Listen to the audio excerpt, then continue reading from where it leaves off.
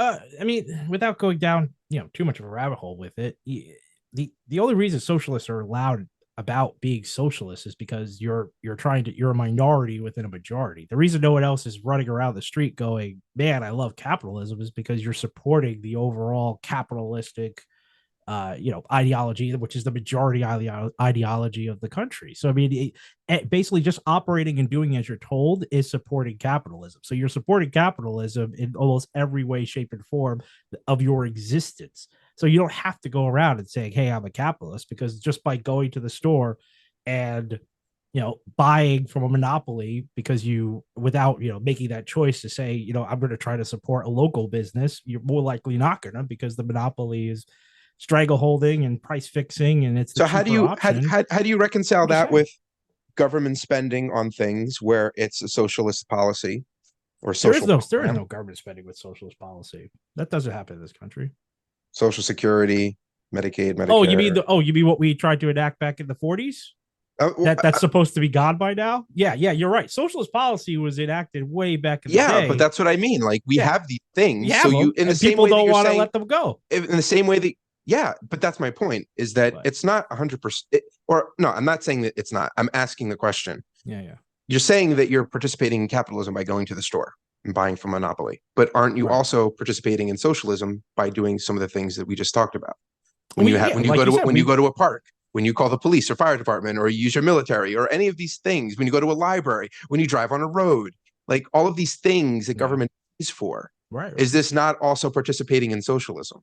It is. You're absolutely right. No, I mean, I think you made a really good point. These things are the things that are socialistic that we do not triumph in our society. But the thing is, in order to be a civilization, in order to be a society, there are elements, fundamental elements, where socialism is baked in and at its core. When socialists are yelling at their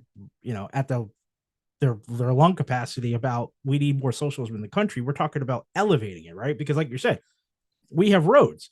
Well, Those roads, we poorly fund our government programs and then complain that they and don't then work, complain that they don't like work. education, right? Like There you we go. have Yeah, them, we just do them yeah. poorly, almost by design, to say let's not give government too much power Well, because that's part of it. That's part of it. they don't know what they're doing. Well, I mean, yeah, yeah, you said it. You said it. You said it. That's part of what it is. That's part of what it is, but only part. Because, like I'm trying to say, is that you basically have these socialistic things, tenets that were derived after the Second World War, and we still have them today because people don't want to give them up. People won't vote for a party that says, "Hey, we're getting rid of Social Security. It's going to be gone in within 10 years." That party's dead in the water. They know it.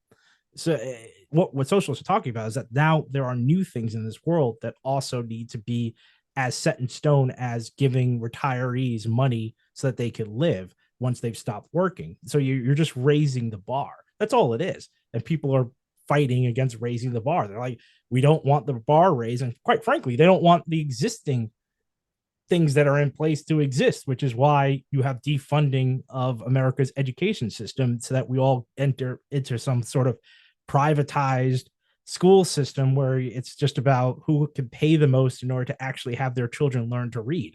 Uh, but I would say the people who are advocating that are absolute lunatics, because a society that is illiterate is more dangerous in terms of the way that they act within their democracy than an educated population. I mean, an illiterate, uninformed uh, populace. I mean,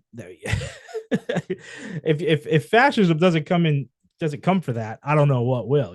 So I mean that's sort of like it's what is it the uh where the what is it where you're eaten by the what is it that what is that phrasing about getting eaten by the young? It's like you've been eaten by your children kind of scenario. I talk about that, like the I chicks don't will come know. home to roost. No, I talk about it all the time with like you guys got like guys like Ted Cruz who are incredibly educated, incredibly eloquent people. Well, I mean, within his world, I mean, he was a debate champion or whatever. So he actually, whatever you feel about Ted Cruz, he actually has training in debate Yeah, and being eloquent, and he comes from an he Ivy is League the school. elite. The He is the elite elite, exactly. is He the elite. pretends The to be an elite everyman, and that he rails against, he is that. I'm like, He is benefited from all yeah. of it. And you don't say it, but I keep saying, I'm like, there's no way a guy like that is going to survive when the people he is advocating to take over actually take over. Kmart Kmart is The thing today this is, can't these people then just be decent? I mean, the fear would be money, that man. that Money. the population will get wise to the lies. Okay, so then can you just stop lying and govern? Okay.